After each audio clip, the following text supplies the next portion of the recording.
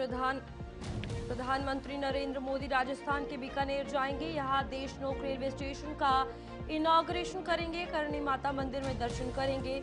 26,000 करोड़ के development projects की भी लॉन्चिंग होगी।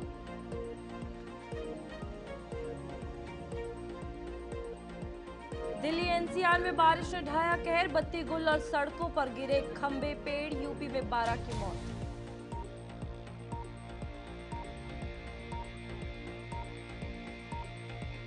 मुख्यमंत्री योगी आदित्यनाथ ने आंधी, बारिश, ओलावृष्टि, वज्रपात के दृष्टिगत संबंधित जनपदों के अधिकारियों को पूरी तत्परता से राहत कार्य संचालित करने के निर्देश दिए।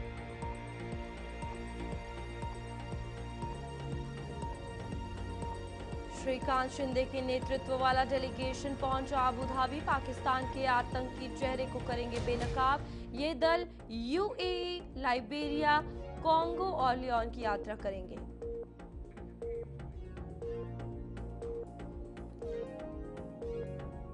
कनिमोझी के नेतृत्व में एक डेलीगेशन आज होगा विदेश रवाना। आज रूस, 25 मई को स्लोवेनिया, 27 मई को ग्रीस, 29 मई को लातविया और 31 मई को स्पेन जाएगा दल।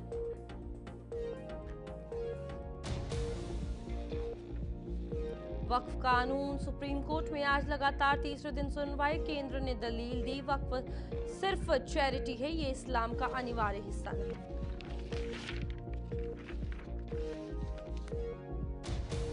सुप्रीम कोर्ट से हरियाणा के प्रोफेसर को जमानत। ऑपरेशन सिंदूर पर किया था कमेंट। पासपोर्ट सरेंडर करना होगा। 3 आईपीएस अफसरों की एसआईटी करेगी जांच।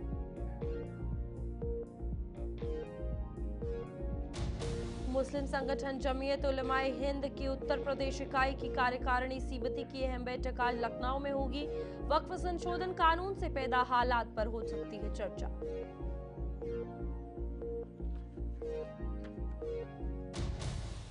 पाकिस्तान अधिकारी को भारत छोड़ने के निर्देश। अधिकारी को 24 घंटे के भीतर भारत छोड़ने के लिए कहा गया। भारत में अपने आधिकारिक दर्जे के विरूप गतिविधियों में शामिल होने के कारण अवांछित व्यक्ति घोषित किया गया।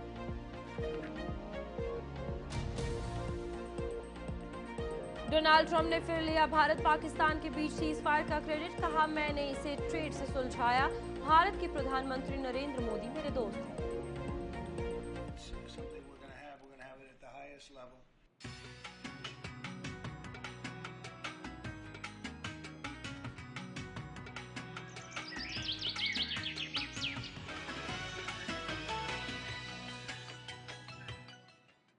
नमस्कार, मैं हूं आपके साथ रूपाली शर्मा और आप देख रहे हैं हमारा खास बुलेटिन गुड मॉर्निंग इंडिया, जिसमें हम अगले 1 घंटे तक बात करेंगे आज दिन भर सुर्खियों में रहने वाली देश दुनिया से जुड़ी तमाम अहम बड़ी खबरों के बारे में।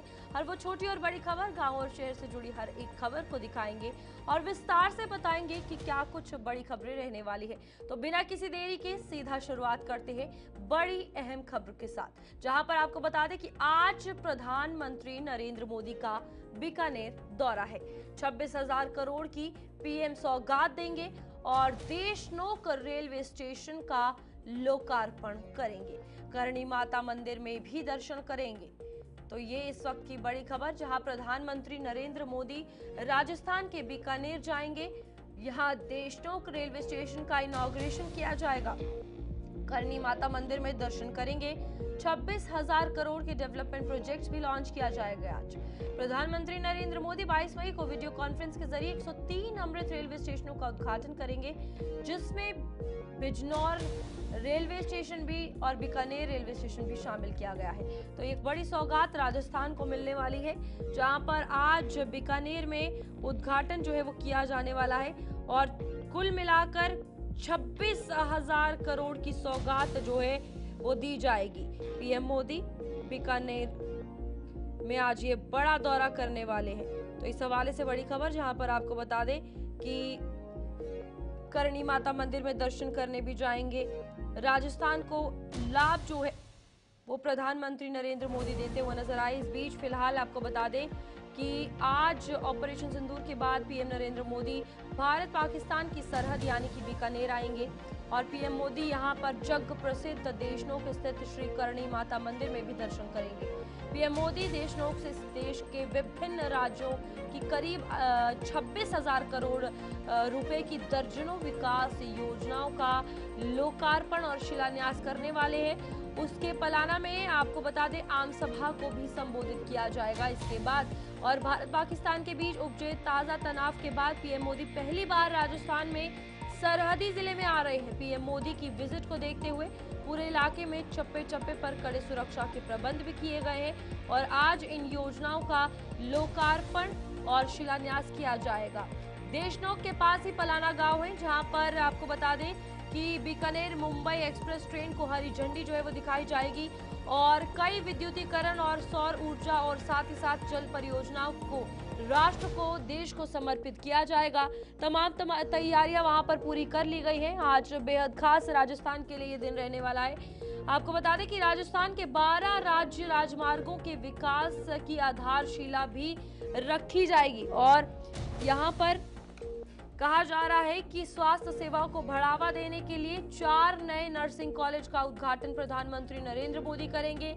इसके बाद पलाना गांव आएंगे, जहां पर जनसभा को संबोधित करेंगे। कहा जा रहा है कि समय जो है वो 12 बजे के आसपास रखा है और उसके बाद दिल्ली के लिए रवाना जो है प्रधानमंत्री नरेंद्र मोदी हो जाएंगे और इस विजिट को देखते हुए काफी महत्वपूर्ण तैयारियां जो है वो की गई है।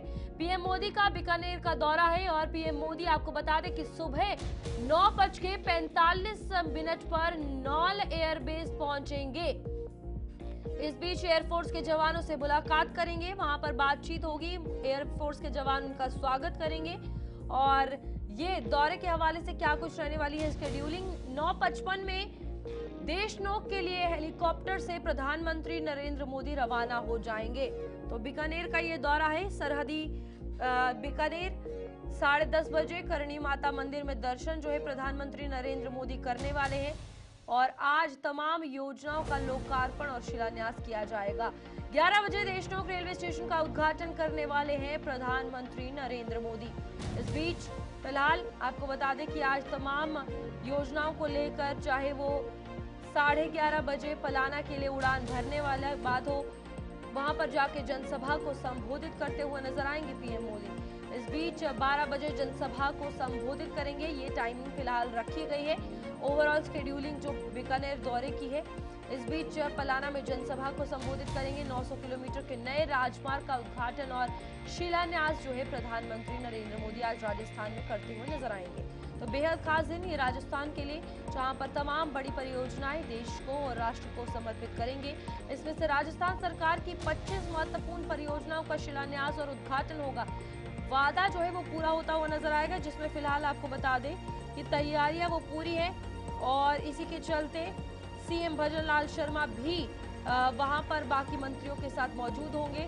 3,240 करोड़ रुपए से अधिक की लागत से 750 किलोमीटर से अधिक जो है वो बनाया जाएगा रोड। और फिलहाल यहां पर आपको बता दें कि 12 राज्य राजमार्गों के उन्नयन और रख रखाव के लिए परियोजनाओं का शिलान्यास प्रधानमंत्री नरेंद्र मोदी करेंगे।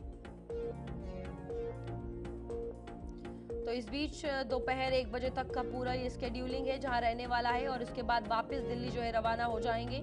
और इस विजिट को देखते हुए सीएम भजनलाल शर्मा और अन्य मंत्री और आला अधिकारी पहले ही बीकानेर पहुंच चुके हैं। पीएम की यात्रा देखते हुए बीकानेर के देशनोक और पलाना तक चप्पे चप्पे पर कड़ी सुरक्षा व्यवस्था की गई है।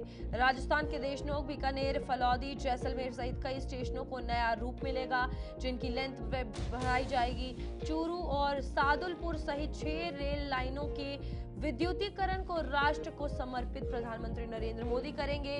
बीकानेर से बीकानेर मुंबई एक्सप्रेस ट्रेन को हरी झंडी दिखाएंगे और ये आज रहने वाला है, जहां पर करीबन 4,850 करोड़ की 7 बड़ी सड़क परियोजनाएं राष्ट्र को समर्पित की जाएंगी। बीकानेर, नावा, डीडवाना, कुचामन में सौर ऊर्जा यानी सोलर एनर्जी व ट्रांसमिशन प्रोजेक्ट्स का शिलान्यास किया जाएगा।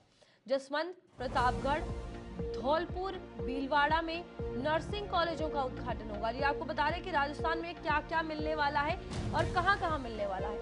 इसमें पाली और झुंझुनू में प्रधानमंत्री नरेंद्र मोदी ग्रामीण और शहरी जल परियोजनाओं की सौगात देंगे। प्रधानमंत्री चूरू और सादुलपुर रेल लाइन में 58 किलोमीटर की आधारशिला रखेंगे। तो ये तमाम चीजें और पीएम मोदी राजस्थान की इस यात्रा को लेकर भी पूरी तैयारियों में हैं, जहां उद्घाटन, लोकार्पण, शिलान्यास किया जाएगा। और प्रधानमंत्री नरेंद्र मोदी के इस दौरे को लेकर अगर बात की जाए तो राजस्थान में भारतीय जनता पार्टी खासा उत्साहित नजर आ रही है। तमाम तैयारियों के साथ पूरे कार्यक्रम का जो आगाज है वो आज होगा और कहा जा रहा है कि पीएम नरेंद्र मोदी आज राजस्थान को एक के साथ एक बड़ी सौगात जो है वो देने वाले हैं। तो ये बीकानेर का दौरा बेहद खास, जहां पर प्रधानमंत्री नरेंद्र मोदी आज राजस्थान के बीकानेर जिले में होंगे। रेलवे, सड़क, बिजली, पानी समेत कई विकास परियोजनाओं का उद्घाटन और शिलान्यास किया जाएगा। सूरतगढ़ फलौदी 336 किलोमीटर की रेल लाइन जो है वो राष्ट्र को समर्पित की जाएगी इस बीच। और आपको बता दें, फुलेरा डेगाना में 109 किलोमीटर की रेल लाइन बनने वाली है, तो ये राष्ट्र को समर्पित करेंगे। और उदयपुर हिम्मतनगर में 210 किलोमीटर की रेल लाइन जो है वो बनने जा रही है। फलौदी जैसलमेर में 157 किलोमीटर की रेल लाइन बनेगी।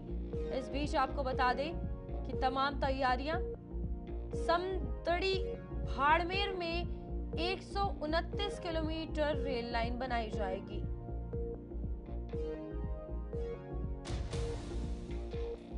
तो यहाँ पर फिलहाल आपको बता दें कि आज चाहे वो रेलवे हो, चाहे सड़क हो, बिजली, पानी, इन सभी को साथ कई विकास परियोजनाओं का उद्घाटन और शिलान्यास प्रधानमंत्री नरेंद्र मोदी करेंगे।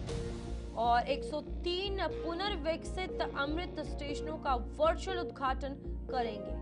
तो ओवरऑल राष्ट्र को ये 103 पुनर्विकसित अमृत स्टेशन जो है वो आज समर्पित करते हुए प्रधानमंत्री नरेंद्र मोदी नजर आएंगे, जहां 18 राज्यों और संघ शासित प्रदेशों के 86 जिलों में 1100 करोड़ रुपए की लागत से कई परियोजनाओं का शिलान्यास होगा। और इसी बीच 103 पुनर्विकसित अमृत स्टेशनों का वर्चुअल उद्घाटन होगा।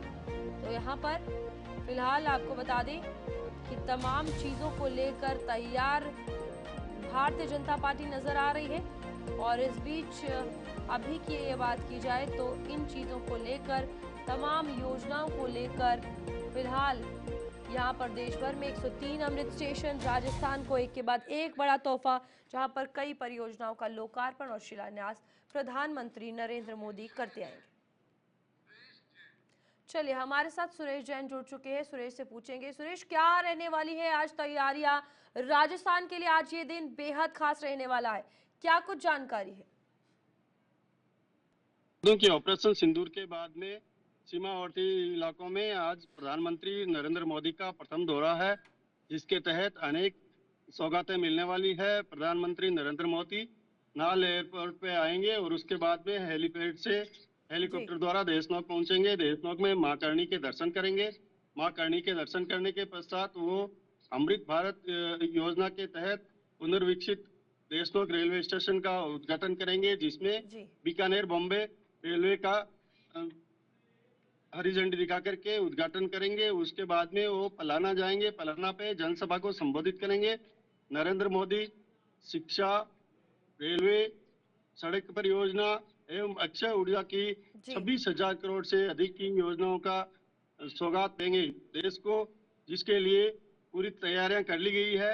यहाँ पे अनेक मंत्री एवं मुख्यमंत्री सहित केंद्रीय मुख्यमंत्री भजनलाल शर्मा, केंद्रीय कानून मंत्री अर्जुन राम मेघवाल, रेलवे मंत्री अश्विनी कुमार सहित अनेक मंत्री एवं नेता यहाँ इकट्ठे हो गए हैं एवं वो सभी प्रधानमंत्री की सभा में शामिल होंगे एवं वहाँ पे जो भी हो रही है अभी तैयारियों का जायजा ले रहे हैं। की गई है वहाँ पर इस दौरे को लेकर? इस दौरे को लेकर के वहाँ पे विशेष टेंट लगाया गया है, पानी का छिड़काव किया गया है, पानी के टैंकर रखवाए गए हैं एवं विभिन्न प्रकार की जो सुविधाएं उपलब्ध होती है। रेतीले दौरों में भी, तपती गर्मी में भी प्रधानमंत्री आ रहे हैं, ये एक बहुत बड़ी बात है। और ये विकास कार्यों का स्वागत देंगे, ये भी बहुत बड़ी बात है। कहा जा रहा है कि भारतीय जनता पार्टी बहुत उत्साहित है आज राजस्थान में इन दौरे को लेकर, और साथ ही साथ तमाम योजनाओं का लोकार्पण, जिसका शिलान्यास, जो सौगात राजस्थान को मिलेगी, बेहद खुश है इससे। बिल्कुल, भारतीय जनता पार्टी के कार्यकर्ता ही क्यों, पूरे क्षेत्र के लोग खुश हैं। एवं यहाँ पे प्रधानमंत्री मोदी की होने वाली जनसभा में उमड़ रही है जनता एवं भारी लवाजमा यहाँ पे जमा होने की संभावना है। ठीक है, ठीक है। बहुत बहुत धन्यवाद सुरेश जानकारी देने के लिए। बीकानेर से हमारे साथ जुड़े हुए थे और आज राजस्थान के लिए बेहद खास दिन, जहां पर तमाम बड़ी योजनाओं का सौगात प्रधानमंत्री नरेंद्र मोदी देते हुए नजर आएंगे। दिल्ली एनसीआर में बारिश ने कहर ढाया है। आपको बता दें, यूपी, हरियाणा, पंजाब में इसका असर देखने को मिला है और बारिश जो हुई उसके कारण काफी ज्यादा नुकसान देखने को मिला है। इस बीच आपको बता दें, यूपी, हरियाणा, पंजाब में भी इसका काफी असर देखने को मिला है, जहां पर देर शाम अचानक बदला मौसम का मिजाज नुकसान जो है वो लेकर आया है, कहर ढा गया है। विमानों की आवाजाही पर भी मौसम का असर पड़ा है। मुंबई के कई इलाकों में बारिश हुई, सड़कों पर पानी भर गया। तो यहाँ दिल्ली एनसीआर में बारिश ने कहर ढाया है, बत्ती गुल हो गई है और सड़कों पर खंभे, पेड़, और यूपी में कहा जा रहा है कि ज्यादा नुकसान जानी हुआ है, जहां पर 12 लोगों की मौत हो चुकी है।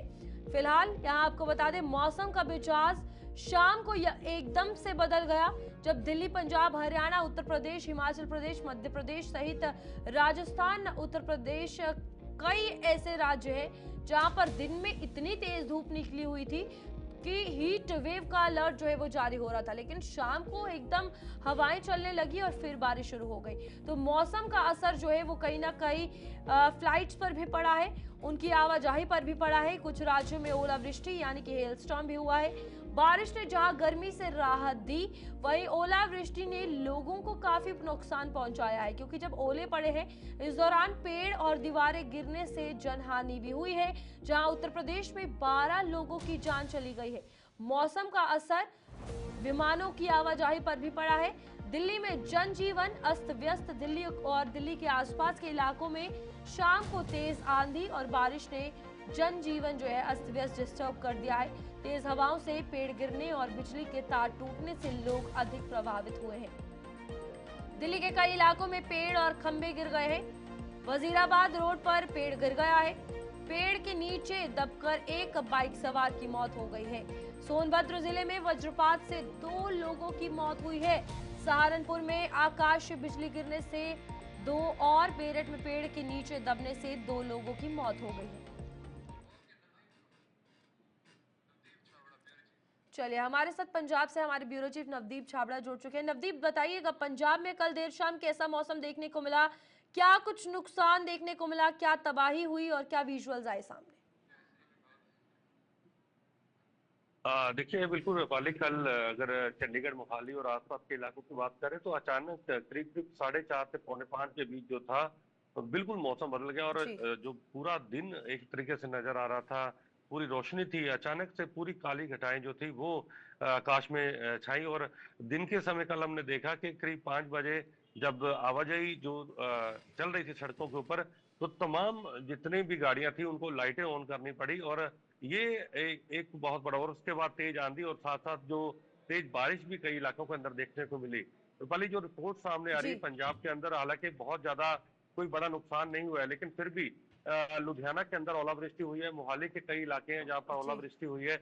लेकिन सबसे बड़ी बात यह है कि अभी जो पंजाब के अंदर इस वक्त जो दिन चल रहे हैं, क्योंकि जो गेहूं की कटाई है पंजाब के अंदर रूपाली, वो जी। लगभग कंप्लीट हो चुकी है। किसान अपनी फसल को काट चुके हैं, बेच चुके हैं। इस वक्त फसलें जो है वो ज्यादा खेतों में नहीं है, तो ज्यादा नुकसान पंजाब के अंदर जो एग्रीकल्चर सेक्टर को आमतौर पर होता है वो ज्यादा नुकसान नहीं हुआ। लेकिन हाँ, जहां पर भी सब्जी की खेती हो रही थी, जी। पैदावार हो रही थी, या जहां पर थोड़ा बहुत जो फलों की खेती है, वहां पर जो है वो नुकसान तो पहले जरूर हुआ है। नवदीप, यहाँ पर अभी मौसम को लेकर क्या कुछ कहा गया है, क्या आने वाले दिनों में चेतावनी दी गई है? क्योंकि यहाँ पर इस बार ज्यादा तबाही कई राज्यों में मौसम के चलते ही देखने को मिली, चाहे वो जानी हो या फिर माली नुकसान हो। देखिए, मौसम विभाग जो चंडीगढ़ का है, 26 तारीख तक यानी कि 26 मई तक पंजाब, चंडीगढ़ और आसपास के जो इलाके हैं, खासतौर पर जो पंचकूला, अंबाला है, वहां पर येलो अलर्ट जो है वो जरूर जारी किया गया है। और यही कारण है कि इन इलाकों में तेज हवाएं, हीट वेव के साथ साथ कहीं ना कहीं जो है गरज के साथ जो है वो बारिश जी। जो है वो हो सकती है। तो कुल मिलाकर अगर आम लोगों के हिसाब से देखें तो ये जो मौसम है वो काफी राहत देने वाला जरूर है। लेकिन जब तेज आंधी या तूफान इस तरीके से चलता है तो एडवाइजरी भी जारी की जाती है कि जब आप सड़क पर गाड़ी चला रहे हैं तो तब एहतियात रखिए। अभी भी अगर अब देखें तो बहुत तेज हवा जो है रूपाली, वो इस वक्त भी हम कह सकते हैं सुबह से भी जो है वो तेज हवाएं चल रही है। तो 26 तारीख का जो अलर्ट है, 26 मई तक का, वो मौसम विभाग की तरफ से जारी किया गया है। तो जाहिर सी बात है कि आने वाले दिनों के अंदर पंजाब के कई हिस्सों के अलावा चंडीगढ़ और पंचकूला और यूटी के जो इलाके हैं वहां पर बारिश और तेज तूफान इसी तरीके से चल सकता है। ठीक है नवदीप, बहुत बहुत धन्यवाद हमारे साथ जुड़ने के लिए। ब्यूरो चीफ हमारे पंजाब से जुड़े हुए थे, जहां पर मौसम के हवाले से पंजाब में क्या कुछ सूरत हाल थे उस हवाले से जानकारी दे रहे थे। आगे बढ़ेंगे, उत्तर प्रदेश बात करेंगे, जहां पर उत्तर प्रदेश में भी आंधी बारिश वज्रपात से नुकसान हुआ है। सीएम योगी आदित्यनाथ ने इसको लेकर निर्देश जारी कर दिए हैं। राहत कार्य संचालित करने के निर्देश दिए गए हैं। घायलों को समुचित उपचार कराया जाए, ये भी उनकी तरफ से कह दिया गया है। जहां पर मौसम ने भारी तबाही लाई है, तो आपको बता दें कई फ्लाइट्स डाइवर्ट हुई, कई जगहों पर ओले ने हड़कंप मचाया, कहीं आंधी बारिश ने हड़कंप मचाया। तो इस बीच उत्तर प्रदेश में जानी नुकसान जो है काफी देखने को मिला है, जहां 12 मौतें हुई हैं। तो फिलहाल यहाँ पर आपको बता दें कि मुख्यमंत्री योगी आदित्यनाथ ने आंधी बारिश ओलावृष्टि वज्रपात से जो संबंधित जनपदों के अधिकारी हैं उनको जल्द से जल्द राहत कार्य संचालित करने के निर्देश दे दिए हैं। अधिकारी क्षेत्र का भ्रमण कर सर्वे करें तथा राहत कार्य पर नजर रखें, ये योगी आदित्यनाथ ने कहा है। आपदा से जनहानि और पशुहानि होने की स्थिति में प्रभावितों को तत्काल राहत राशि का वितरण किया जाए, घायलों का समुचित उपचार करवाया जाए, सर्वे कराकर फसल नुकसान का आकलन करते हुए आख्य शासन को भेजे ताकि इस संबंध में अग्रतर कार्रवाई की जा सके। जल जवाब की स्थिति होने पर प्राथमिकता पर जल निकासी की व्यवस्था कराई जाए। लखनऊ में भी काफी ज्यादा नुकसान देखने को मिला है। उत्तर प्रदेश के मुख्यमंत्री योगी आदित्यनाथ ने आंधी बारिश ओलावृष्टि के चलते ये सभी को ऑर्डर जो है वो जारी कर दिए। चलिए, हमारे साथ गौरव पांडे हमारे संवाददाता जुड़े। गौरव, बताइएगा यूपी में क्या कुछ तस्वीरें थी कल, किस तरीके से हवाएं चली, कितना नुकसान हुआ है, क्या कुछ इन्फॉर्मेशन? बिल्कुल, देखिए रूपाली, उत्तर प्रदेश में कल देर शाम से ही मौसम बदलना शुरू हो गया था। पिछले 3 से 4 दिनों में बेहद तपिश थी, बेहद धूप थी। इसके बाद कल देर शाम को मौसम अचानक से बदल गया। तकरीबन 100 किलोमीटर से भी ज्यादा की रफ्तार से तेज हवाएं चली और उसके बाद देर रात में तक ओलावृष्टि हुई और ओलावृष्टि के साथ साथ कई जगहों पर तेज बारिश भी हुई। जो पूर्वी पट्टी है उत्तर प्रदेश की, यानी कि बहराइच, बस्ती, गोंडा, तरफगंज, करनैलगंज, इन जी। तमाम इलाकों में ओलावृष्टि हुई है। उससे फसलों का कई नुकसान हुआ है। तत्काल रूप से सुबह सुबह उत्तर प्रदेश के मुख्यमंत्री योगी आदित्यनाथ ने अधिकारियों को निर्देश दिए हैं कि वो अधिकारी तत्काल रूप से फील्ड पर जाएं। जो भी नुकसान हुआ जी। है, जो भी फसलों का नुकसान हुआ है, उस पर तत्काल रूप से अपनी रिपोर्ट बना करके सौंपे। किसानों की जो संभवतः मदद हो सके वो मदद की जाए। और सुबह तक तेज बारिश होती रही। कई कई स्थानों पर रुक रुक के बारिश हुई। राजधानी लखनऊ की अगर बात करूं तो राजधानी लखनऊ में भी तकरीबन 1 बजे के बाद से लगातार बारिश होती रही और सुबह 5, 5:30 बजे तक बारिश होती रही और तमाम इलाके ऐसे हैं जो पूरी तरीके से जलमग्न हो गए हैं। जी। गौरव, आज क्या कुछ मौसम की सूरत हाल है? क्या देर शाम तक आज फिर से मौसम बदल सकता है? क्या कुछ इस हवाले से मौसम विभाग ने उत्तर प्रदेश की जानकारी दी? बिल्कुल, देखिए रूपाली, उत्तर प्रदेश में मौसम विभाग पहले ही हाई अलर्ट दे चुका था कि मौसम आने वाले समय में बदल बदल सकता है।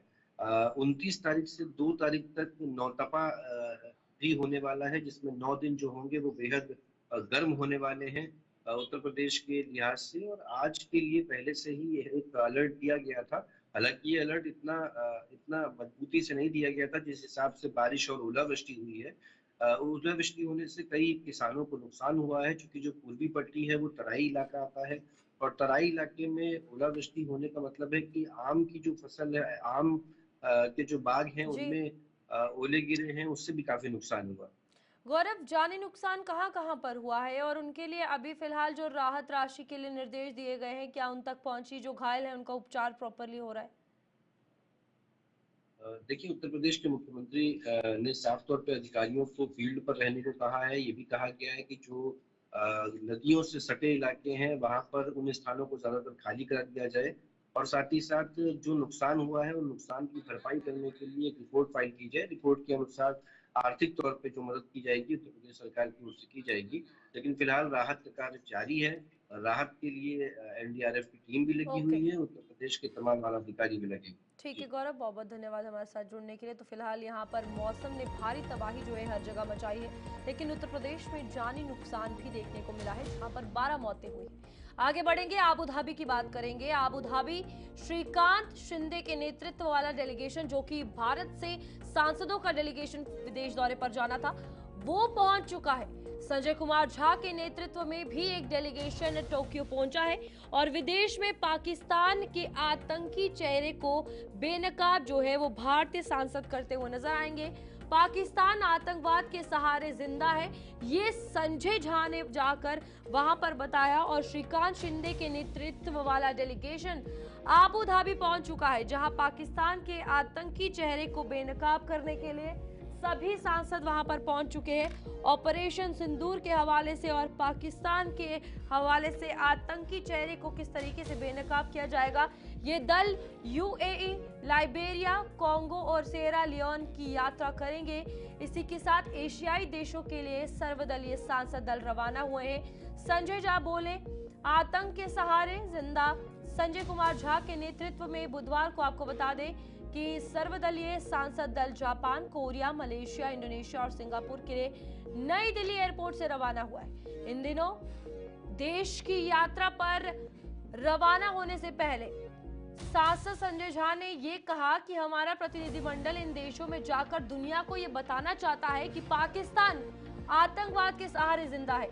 जेडीयू सांसद संजय कुमार झा की अगुवाई में एक सर्वदलीय सांसद प्रतिनिधिमंडल जापान, दक्षिण कोरिया, इंडोनेशिया, मलेशिया और सिंगापुर की यात्रा के लिए रवाना हुआ है।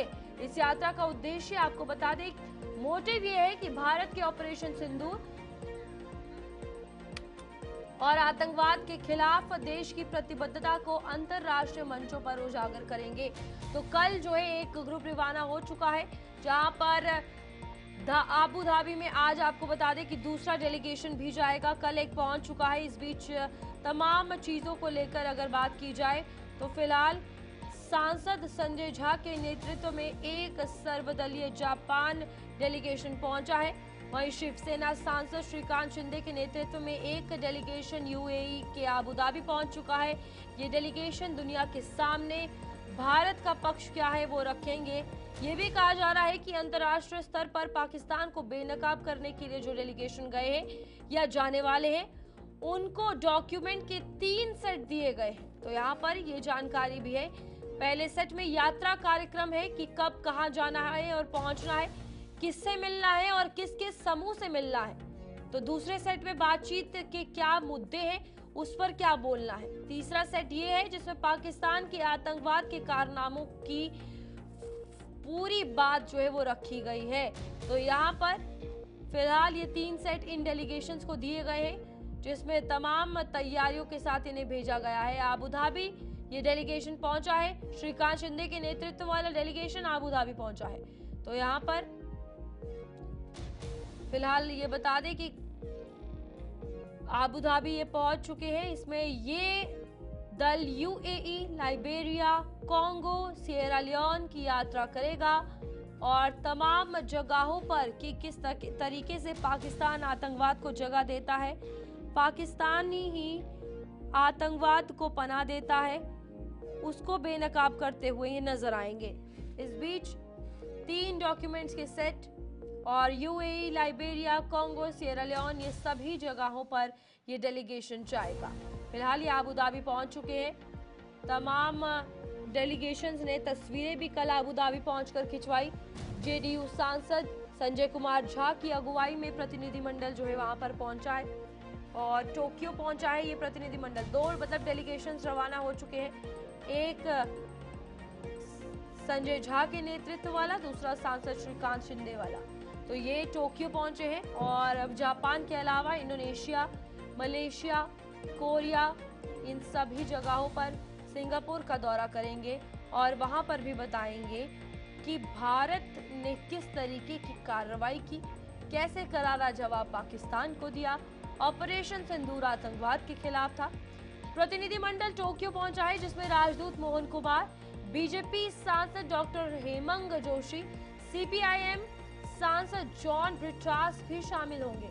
टीएमसी सांसद अभिषेक बनर्जी टोक्यो पहुंचे हैं। भाजपा सांसद अपराजिता सारंगी भी टोक्यो वाले डेलीगेशन में शामिल है।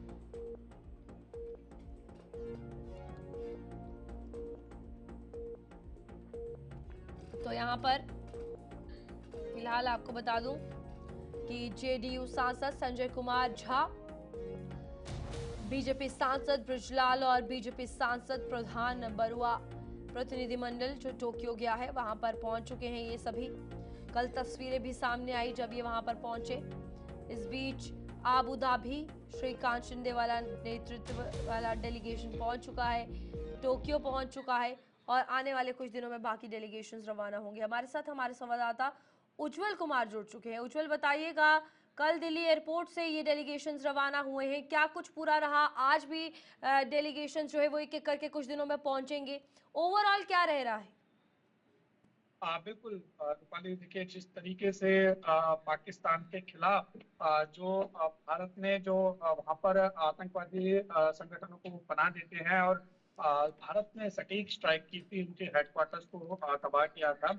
ये जो चीज है भारत का पाकिस्तान के खिलाफ और साथ ही आतंकवाद के खिलाफ जीरो टॉलरेंस की नीति जो अपनाई है उसको जो है वैश्विक मंच पर रखने के लिए और पाकिस्तान का जो दौरा चेहरा है वो उजागर करने के लिए जो संसदीय प्रतिनिधिमंडल है वो विदेश के लिए रवाना हो चुके हैं, जिसमें से 2 प्रतिनिधिमंडल जो हैं वो पहुंच भी चुके हैं। एक जापान की जो राजधानी टोक्यो है वहां पर पहुंच चुका है, जिसके प्रतिनिधिमंडल जो उसमें अध्यक्षता कर रहे हैं वो संजय कुमार झा है, जिसकी जानकारी अभी आपने दर्शक की है।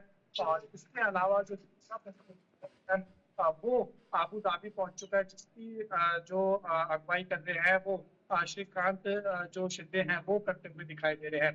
और देखिए इसमें ये बताया जा रहा है कि जो ये प्रतिनिधिमंडल पहुंचे हैं इनमें तमाम जितने भी प्रतिनिधिमंडल हैं उनको 3 सेट जो है वो दिए गए हैं। उसमें बताया गया है कि कब कब और कहाँ कहाँ कैसे कैसे जो बात है वो रखनी है, किससे मिलना है, कहाँ जाना है और साथ ही आतंकवाद के खिलाफ भारत की जो नीति है उसके बारे में जो है अपनी बात रखनी है और पाकिस्तान का खास तौर पे जो चेहरा है वो उजागर करना है।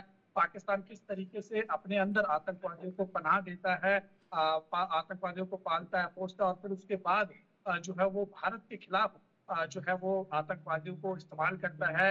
और जिस तरीके से जम्मू कश्मीर में उन्होंने हमला किया, पहलगाम हमला किया, पुलवामा हमला किया, वो सारी जो बातें हैं कब कब जो है पाकिस्तान ने जो आतंकवाद का इस्तेमाल किया भारत के लिए वो पूरा एक डॉजियर सेट जो है वो तैयार करके इन प्रतिनिधिमंडल को दिया गया है, ताकि ये जो प्रतिनिधिमंडल हैं वैश्विक स्तर पर जो है वो पाकिस्तान का जो चेहरा है वो उजागर कर सके।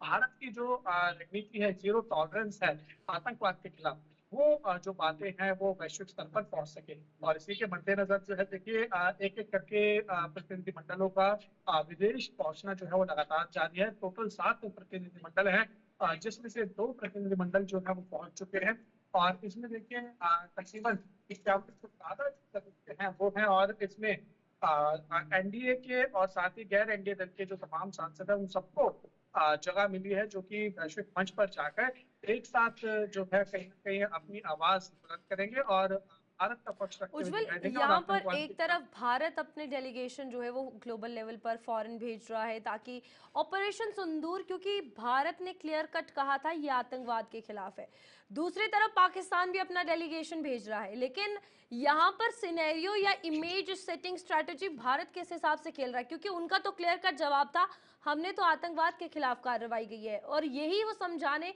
बाहर जा रहे हैं विदेशों में। बिल्कुल, देखिए और ऐसा पहली बार नहीं है रूपाली की भारत की तरफ से प्रतिनिधिमंडल जो है वो विदेश जा रहे हैं जो भारत का पक्ष रखेंगे। अगर आपको याद हो तो साल 1971 में जब भारत पाकिस्तान का युद्ध हुआ था और बांग्लादेश एक अलग राष्ट्र बना था, तो उस दौरान भी जो है वो इंदिरा गांधी ने अटल बिहारी वाजपेयी को संयुक्त राष्ट्र भेजा था। और ऐसे समय समय पर जो है वो लगातार भारत सरकार की तरफ से प्रतिनिधिमंडलों को भेजा जाता है, खासतौर पर संयुक्त राष्ट्र में भारत का ये बात रखने के लिए, और साथ ही पाकिस्तान का जो चेहरा है, जिस तरीके से पाकिस्तान जो है वो दोहरा रवैया अपनाता है। एक तो वो अपने आप को ये दिखाता है कि भारत उसके ऊपर स्ट्राइक करता है, लेकिन दूसरी तरफ वो जो है वो आतंकवाद जी, का मुखौटा पहन के रखता है। तो ये तस्वीर जो है पूरी तरीके से साफ करने ठीक के है। लिए, पाकिस्तान का असली चेहरा दिखाने के लिए ये प्रतिनिधिमंडल जो है वो धीरे धीरे जा रहे हैं, और वैश्विक मंच पर जो है वो पूरी तरीके से बात रखते हुए दिखाई देंगे। ठीक है उज्जवल, बहुत बहुत धन्यवाद फिलहाल इस हवाले से जानकारी देने के लिए। यहाँ पर पाकिस्तान की अगर बात की जाए तो उसको बेनकाब करने के लिए भारत का डेलीगेशन जो है फौरन पहुंच चुका है, और एक एक करके पाकिस्तान को बेनकाब जो है ये डेलीगेशन ग्लोबल लेवल पर करेंगे। आगे बढ़ेंगे जहां पर वक्फ संशोधित कानून पर आज भी सुनवाई होगी। इस हवाले से बात करेंगे जहां सुप्रीम कोर्ट में लगातार तीसरे दिन सुनवाई होगी, और केंद्र ने कल कोर्ट में दलील दी थी कि वक्फ सिर्फ एक चैरिटी है, ये इस्लाम का अनिवार्य हिस्सा नहीं है। तो जो इसमें विरोध कर रहे हैं उनके लिए ये जवाब है केंद्र की तरफ से कि इस्लाम में वक्फ जो है वो अनिवार्य नहीं है, ये चैरिटी के लिए काम आता है। और वक्फ कानून सुप्रीम कोर्ट में आज लगातार तीसरे दिन सुनवाई है। केंद्र ने दलील दी है कि वक्फ सिर्फ चैरिटी है, ये इस्लाम का जरूरी हिस्सा नहीं है। और वक्फ संशोधन कानून की वैधता को चुनौती देने वाली याचिकाओं पर सुप्रीम कोर्ट ने लगातार तीसरे दिन सुनवाई आज की करेगी।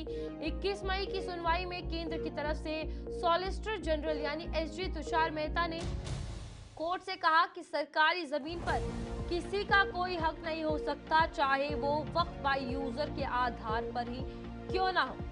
एसजी मेहता ने ये भी कहा उनके मुताबिक अगर कोई जमीन सरकारी है तो सरकार को पूरा अधिकार है कि वे उसे वापस ले ले, भले ही उसे वक्फ घोषित कर दिया गया हो। किसी भी प्रभावित पक्ष के अदालत का दरवाजा नहीं खटखटाया है। किसी ने भी ये नहीं कहा कि संसद के पास इस कानून को पारित करने का अधिकार नहीं है। सुप्रीम कोर्ट में 5 याचिकाओं पर सुनवाई हो रही है, जिसमें कानून के खिलाफ सुप्रीम कोर्ट 5 मुख्य याचिकाओं पर ही सुनवाई कर रहा है। इसमें एआईएमआईएम सांसद असदुद्दीन ओवैसी की याचिका भी शामिल है। सीजीआई बीआर गवई और जस्टिस एजी मसीह की बेंच सुनवाई कर रही है।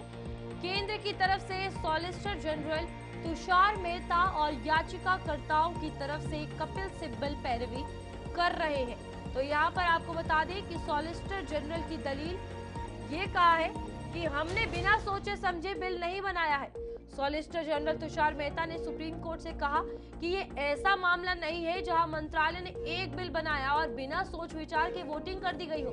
कुछ याचिकाकर्ता पूरे मुस्लिम समुदाय की ओर से नहीं बोल सकते हैं। आपके पास जो याचिकाएं आई हैं वे ऐसे लोगों ने दायर की है जो सीधे इस कानून से प्रभावित नहीं है। हमारे साथ हमारे संवाददाता ताबिश कमाल जुड़ चुके हैं। ताबिश, वक्फ को लेकर लगातार बात हो रही है और एक के बाद अब एक बात निकलकर सामने आ रही है कि जो याचिकाकर्ताओं ने बातें रखी है वो इतनी अनिवार्य नहीं थी। कहीं ना कहीं एक चैरिटी की बात आई कि वक्फ जो है वो चैरिटी का हिस्सा है, इस्लाम का हिस्सा नहीं है। तो वक्फ को इस्लाम के साथ ही जोड़ के तो इन याचिकाकर्ताओं ने आगे प्रेजेंट किया है। देखिए रूपाली, जिस तरह से कल सॉलिसिटर जनरल तुषार मेहता ने दलीलें रखी हैं, 10 दलीलें उन्होंने बहुत अहम रखी हैं, जो लगातार याचिकाकर्ताओं की तरफ से सवाल उठाए गए थे। एक करके उन्होंने तमाम दलीलों का जवाब दिया है। हालांकि कल बहुत ज्यादा बहस देखने के लिए मिली कपिल सिब्बल और तुषार मेहता के बीच में। पहली बात तो ये कहा जा रहा था कि वक्फ एक जो धर्म है उसके खिलाफ एक टूल की तरह सरकार की तरफ से इस्तेमाल किया जा रहा है। हालांकि इस पर जवाब देते हुए सॉलिसिटर जनरल तुषार मेहता ने कहा कि वक्फ इस्लाम का हिस्सा नहीं है या धार्मिक आधार पर इसे इस्लाम से नहीं जोड़ा जा सकता है। ये एक तरह की चैरिटी है और चैरिटी हर धर्म में की जाती है। ये इस्लाम के जो 5 रुकन हैं उनमें से इसकी कोई मान्यता नहीं है, और इसलिए इसे ये कहना कि ये किसी की धार्मिक मौलिक अधिकारों का हनन है वो पूरी तरह से गलत है। ऐसे में दूसरी बात जो उन्होंने सबसे मेन कही, उन्होंने कहा कि वक्फ से पहले हिंदू कोड बिल हुआ करता था, 1956 में उसको तब्दील किया गया, और जो हिंदू कोड बिल के जरिए हिंदुओं के जो कानून थे वो पूरी तरह से प्रभावित हुए, यानी हिंदू के जो पर्सनल राइट्स थे वो प्रभावित हुए। लेकिन उस वक्त किसी ने नहीं बोला, क्योंकि उस वक्त ये सारा मामला राजनीतिकरण के लिए किया गया था। इसे इस्लाम से अलग रखा गया। ये 1956 की उन्होंने दलील दी। दूसरी तरफ उन्होंने वक्फ बाय यूजर के लिए कहा कि वक्फ जी। बाय यूजर पर जिस पर देश के अंदर सबसे ज्यादा बवाल मचाया जा रहा है, उस पर उन्होंने कहा कि सरकार का इस पर तर्क साफ है, कोई भी सरकारी जमीन पर लंबे समय तक अपना मालिकाना हक नहीं जता सकता है। किसी भी धार्मिक कार्य के लिए अगर जमीन का इस्तेमाल किया जाता है या उसकी पूर्ति हो जाती है तो उस जमीन को छोड़ना होगा। सरकार और सरकारी जमीन कभी भी वापस ले सकती है, जिसको लेकर के ये कहा जा रहा था कि वक्फ बाय यूजर के तहत तमाम जो सरकार जो जमीनें हैं वक्फ की संपत्ति है वो ले ली जाएगी। तो उस पर सरकार का तर्क ये है कि सरकार की जो जमीनें हैं उन पर कोई विवाद नहीं होगा, तो उनको सरकार बिना विवाद और निपटारे के वापस ले लेगी। देखिए 200-300 साल पुरानी जो मस्जिद, दरगाह, खानसा या कब्रिस्तान है उनको लेकर के बार बार ये कहा जा रहा है कि ये जो संपत्तियां हैं ये वक्फ बाय यूजर के तहत रजिस्टर्ड है। ऐसे में सॉलिसिटर जनरल तुषार मेहता ने कहा कि ये जो मामला है कलेक्टर से उच्च अधिकारी, जो कलेक्टर के जो पद है उससे उच्च अधिकारी के पास ये पूरा मामला जाएगा, जहां पर इसकी ट्रिब्यूनल में सुनवाई होगी और उसके बाद इसका अंतिम निर्णय होगा। लेकिन जब तक सुनवाई या अंतिम फैसला नहीं आ जाता तब तक इस पर वक्फ का कब्जा रहेगा। इसलिए ये कहना है कि वक्फ इस कानून के तहत उन तमाम प्रॉपर्टीज को उनका अधिग्रहण कर लिया जाएगा, ये पूरी तरह से निराधार और गलत है। लेकिन कल बहुत ज्यादा बहस देखने के लिए मिली और कई अहम मुद्दे जो थे जिन पर सरकार से जवाब ये तमाम जो याचिकाकर्ता थे वो चाहते थे, एक एक करके सॉलिसिटर जनरल ने तमाम बातें रखी। ये एक बहुत तगड़ा मास्टर स्ट्रोक कहा जा सकता है सरकार का। अगर जिस तरह से सॉलिसिटर जनरल ने अपनी कल बातें रखी हैं, अगर उन बातों पर कोर्ट संज्ञान ले लेता है तो ये याचिकाकर्ताओं के लिए थोड़ी मुश्किल हो सकता है। 2 दिन से लगातार हम इस पूरे मामले में सुनवाई देख रहे हैं। पहले दिन याचिकाकर्ताओं की सुनवाई रही, दूसरे दिन सरकार ने अपना पक्ष रखा है, आज भी इस पर सुनवाई जारी रहेगी। देखना ये बहुत अहम रहेगा कि जिस तरह से कल सॉलिसिटर जनरल ने तमाम चीजें रखी हैं वो जो चीजें हैं वो कोर्ट के सामने कितनी महत्ता रखती हैं, कोर्ट उस पर क्या संज्ञान लेता है। तो आज और सुनवाई जारी रहेगी रूपाली, और उसके बाद ये पता चलेगा यहाँ कि पर कोर्ट इस पर क्या निर्णय ताबिश जिस तरीके से कल ये बातें सॉलिसिटर जनरल की तरफ से रखी गई, क्या लगता है अब ये केंद्र का पलड़ा भारी होते हुए नजर आ रहा है? क्योंकि यहाँ पर साफ तौर पर ये कहा गया कि कोई भी बिल अगर पास होता है वो अनकॉन्स्टिट्यूशनल नहीं है, क्योंकि वोटिंग हुई है, चर्चा हुई है। उसके बाद एक और चैलेंज था उस वक्त केंद्र के पास कि लोगों को समझाना कि वक्फ उनके हक नहीं छीन रहा, उनकी जमीनें चाहे वो फिर वक्फ के अंदर जो चीजें आती है, चाहे वो मदरसे हो, मस्जिद हो या फिर कब्रिस्तान, जिस तरीके से लोगों को इस चीज के लिए भड़काया गया, उन चीजों का क्लियर कट कल जवाब कहीं ना कहीं लग रहा है कि इसकी वजह से केंद्र सरकार भारी होगी। देखिए रूपाली, जो आपने बात कही है वो बहुत अहम है। इस सवाल का भी जवाब कल सॉलिसिटर जनरल तुषार मेहता ने सुप्रीम कोर्ट के सामने रखा। उन्होंने कहा कि 96 बार जो बैठकें हुई हैं इसमें जो संयुक्त संसदीय समिति बनाई गई थी जेपीसी की 96 बैठकें हुई हैं, जिसमें 97 लाख लोगों से सुझाव लिए और 25 वक्फ बोर्ड और राज्य सरकारों के से राय ली गई है। यानी उन्होंने कहा कि ये कानून किसी बंद कमरे में नहीं बनाया गया है, बल्कि जेपीसी का गठन हुआ। जेपीसी का गठन होने के बाद जेपीसी की 96 बैठक होती है, 97 लाख लोगों का इसमें सुझाव आता है। 25 वक्फ बोर्ड के जो अध्यक्ष हैं या राज्य सरकारें हैं उनसे इस पर राय मशवरा किया गया है। उसके बाद राज्यसभा, लोकसभा में ये पूरी तरह से ठीक है ताबिश, रुकना चाहूंगी, एक मिनट रुकेगा। जहां पर जम्मू कश्मीर के किश्तवाड़ से इस वक्त की बड़ी खबर सामने आ रही है। किश्तवाड़ के छात्रों में मुठभेड़ जो है वो शुरू हो गई है, तो सुरक्षा बलों ने इलाके में मोर्चा संभाल लिया है। किश्तवाड़ से इस वक्त की बड़ी खबर, जहां पर आतंकियों के खात्मे के लिए सुरक्षा बल जुटे हुए हैं। यहाँ पर किश्तवाड़ के छात्रों को अगर बात की जाए तो पहले भी यहाँ पर इस तरीके से देखने को मिला है। फिलहाल ये एनकाउंटर जो है किश्तवाड़ के छात्रों में शुरू हो चुका है और कहा जा रहा है कि 3 से 4 आतंकी हो सकते हैं। फिलहाल इसकी कोई पुष्टि नहीं है, लेकिन आतंकियों के खात्मे में सुरक्षा बल जुटे हुए हैं। जहां पर अभी ये एनकाउंटर चल रहा है छात्रों इलाके में किश्तवाड़ डिस्ट्रिक्ट के। आपको बता दें कि यहाँ पर फिलहाल ये स्पेसिफिक इंटेलिजेंस को इनपुट जो है वो मिले थे, जिसके बाद तमाम जगहों पर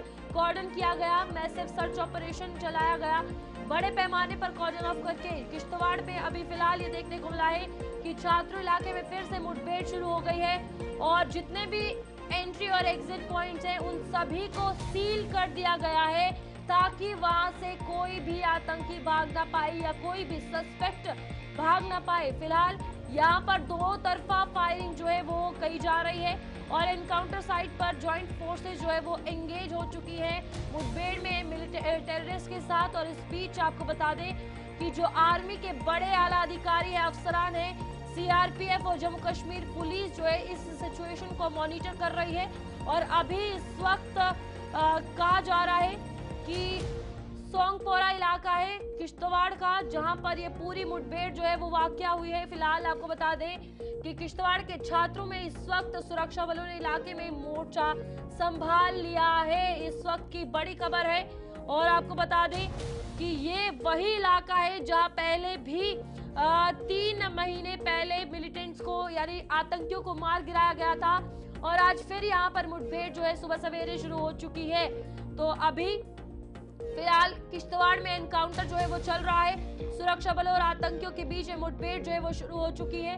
और इस बीच आपको बता दें कि छात्रों एक ऐसा इलाका है जहां पर पहले भी जो ये इस तरीके के एनकाउंटर है वो पेश आए हैं और आज से 3 महीने पहले भी सेम जगह पर जो आतंकी हैं 3 मारे गए थे। छात्रों काफी हाईलाइटेड रहा है किश्तवाड़ में और इस वक्त वहां पर सुरक्षा बल, तमाम आर्मी वाले और साथ ही साथ सीआरपीएफ के जवान जो है वो मौके पर पहुंच के कॉर्डन ऑफ करके एंट्री और एग्जिट पॉइंट को सील करके मुठभेड़ जो है वो जारी है। इस बीच कहा जा रहा है कि हो सकता है 3 से 4 आतंकी वहां पर हो और एनकाउंटर जो है किश्तवाड़ के सिंहपोरा इलाका है छात्रों का, वहां पर चल रहा है। तो इस वक्त की बड़ी खबर किश्तवाड़ से, जहां पर आपको बता दें जम्मू कश्मीर के किश्तवाड़ में एनकाउंटर जो है वो शुरू हो चुका है। हमारे साथ हमारे संवाददाता अजय शान किश्तवाड़ से फोन लाइन पर जुड़ चुके हैं। अजय बताइएगा इस वक्त क्या कुछ डिटेल सामने आ रही है एनकाउंटर के हवाले से? जैसे आपने कहा कि स्पेसिफिक इनपुट था, उसके चलते वहां पर पूरे एरिया में सर्च ऑपरेशन चल रहा था और आज अर्ली मॉर्निंग वहां पर कांटेक्ट एस्टेब्लिश हुआ, दोनों तरफ से फायरिंग रुक के हो रही है।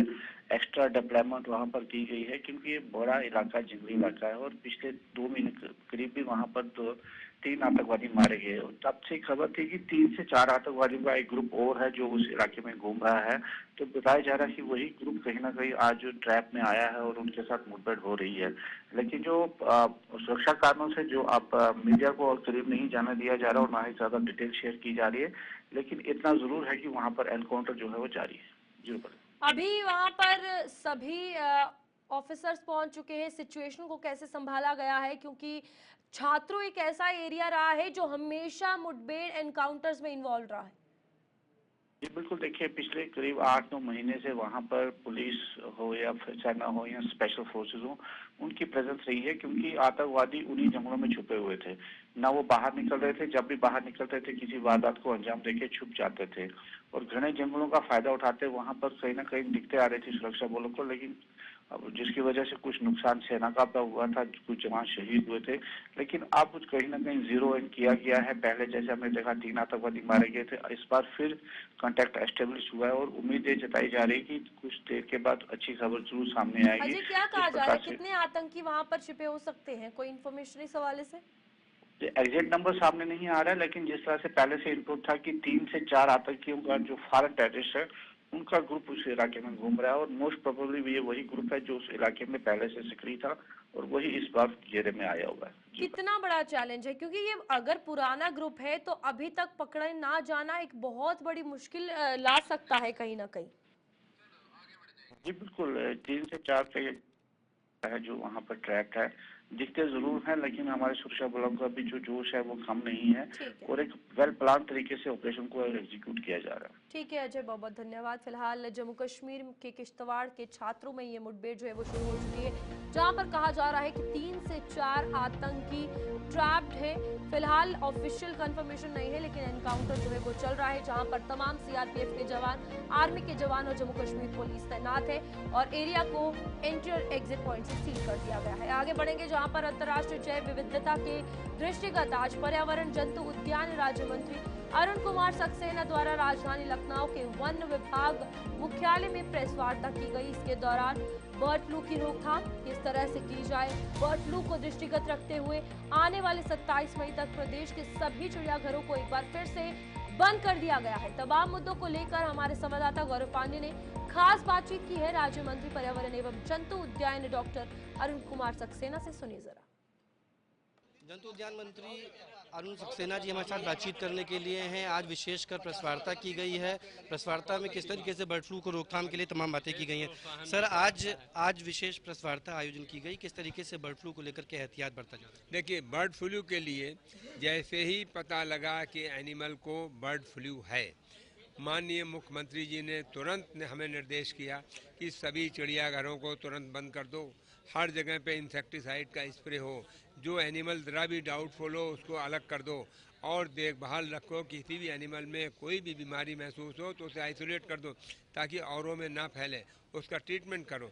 जो कर्मचारी काम करने जाएं वो मुंह पे मास्क लगा के जाएं, पीपीई किट पहन के जाएं, ग्लव्स पहन के जाएं, पूरी एहतियात रखें, एनिमल्स का पूरा ख्याल रखा जाए। जो कर्मचारी वहाँ काम कर रहे हैं उनकी भी पूरी देखभाल रखी जाए। इसके साथ ही साथ हमने 1 हफ्ते के लिए बंद किया था और कुछ एनिमल्स की और भी रिपोर्ट गई हुई जांच के लिए, हालांकि अभी तक कोई पॉजिटिव नहीं आई है और लेकिन फिर भी 1 हफ्ते के लिए और बंद कर दिया गया। कुछ और की रिपोर्ट्स आ जाएं उसके बाद, क्योंकि ज़रा भी रिस्क नहीं ले सकते ना एनिमल्स के लिए ना ह्यूमन बींग्स के लिए। सर, बाजारों में जो बिक्री होती है क्या उनकी भी चेकिंग चल रही है? क्या उनके लिए भी कहा गया है कि जितनी भी मुर्गी खाने हैं, जितने भी पोल्ट्री फार्म्स हैं, उनकी जांच करी जाए, देखा जाए किसी भी मुर्गी में इस तरह के सिम्टम्स होते हैं तो उसका प्रॉपर डिस्पोजल हो। हमसे बातचीत कर रहे थे अरुण सक्सेना जी, जो कि वन मंत्री हैं, खासकर जंतु उद्यान मंत्री हैं, और उनका साफ तौर पे कहना है कि किस तरीके से बर्ड फ्लू की रोकथाम के लिए बर्ड फ्लू ना ज़्यादातर फैले, इसको किस तरीके से रोका जा सके। उत्तर प्रदेश के मुख्यमंत्री योगी आदित्यनाथ ने इसको लेकर के सख्त एक्शन लिया है और उस पर कार्य हो रहा है। वीडियो जर्नलिस्ट सुमित के साथ गौरव आ रही हैं, जहां विदेश दौरे पर विदेश मंत्री एस जयशंकर है और ये 6 दिवसीय दौरा है, जहां पर डेनमार्क के विदेश मंत्री रासमुसेन से मुलाकात जो है वो की है और आतंकवाद के खिलाफ एकजुटता दोनों देशों ने दिखाई है। यहां पर डेनमार्क के विदेश मंत्री रासमुसेन से मुलाकात जो है विदेश मंत्री एस जयशंकर ने की है। इस बीच ये बड़ी खबर, जहां पर आपको बता दें, तमाम आपसी संबंधों को लेकर और आतंकवाद को लेकर डेनमार्क में एस जयशंकर पहुंचे हुए 6 दिवसीय दौरा है और इस बीच आपसी संबंधों को लेकर चर्चा होगी, आतंकवाद के खिलाफ किस तरीके से एकजुटता दिखाई जाए। और यहाँ पर डेनमार्क की अगर बात की जाए तो तारीफ जो है वो ऑपरेशन सिंदूर के हवाले से करते हुए नजर आए थे। इस बीच विदेश दौरे पर विदेश मंत्री एस जयशंकर है और मुलाकातों का दौर जारी है, बातचीत का दौर जारी है और भारत को आगे किस तरीके से लिया जाए, भारत के रिश्तों को और किस तरीके से बाकी देशों के साथ मजबूत किया जाए, ये दौरे बेहद इस तरीके से इसके लिए खास रहते हैं। तो इस बीच फिलहाल आपको बता दें कि ये विदेश मंत्री का बेहद खास दौरा। आगे बढ़ेंगे, जहां पर भारत सरकार ने नई दिल्ली स्थित पाकिस्तान उच्च योग में कार्यरत एक पाकिस्तानी अधिकारी को भारत में अपने आधिकारिक दर्जे के विरूप गतिविधियों में शामिल होने के कारण अवांछित व्यक्ति घोषित कर दिया है। अधिकारी को 24 घंटे के भीतर भारत छोड़ने के लिए कहा गया है। तो यहाँ पर आपको बता दें कि एक के बाद एक कार्रवाई जो है वो हो रही है। अवांछनीय व्यक्ति घोषित किया गया है और इसे कहा गया है कि पाकिस्तानी अधिकारी को जल्द से जल्द ये 24 घंटे के अंदर भारत छोड़ दे। तो ये कार्रवाई फिलहाल इस पर की गई है और दायित्वों के विपरीत गतिविधियों में सम्मिलित था, यानी कि अपनी ड्यूटीज के अलावा भी और संदिग्ध गतिविधियों में ये शामिल था, जिसको लेकर इसको ये कहा गया है कि 24 घंटे का अल्टीमेटम है, भारत छोड़ और वापस पाकिस्तान जाओ। तो यहाँ पर कार्रवाइयां हो रही हैं एक के बाद एक लोगों पर, चाहे वो आतंकियों के मददगार हो, स्लीपर सेल हो या फिर कुछ भी इलीगल एक्टिविटी में इन्वॉल्व होने वाले सभी व्यक्तियों पर कार्रवाई सरकार करती हुई नजर आ रही है, जिसमें एक पाकिस्तानी अधिकारी को भी घेरा गया है। 24 घंटे का अल्टीमेटम, भारत छोड़ने के निर्देश।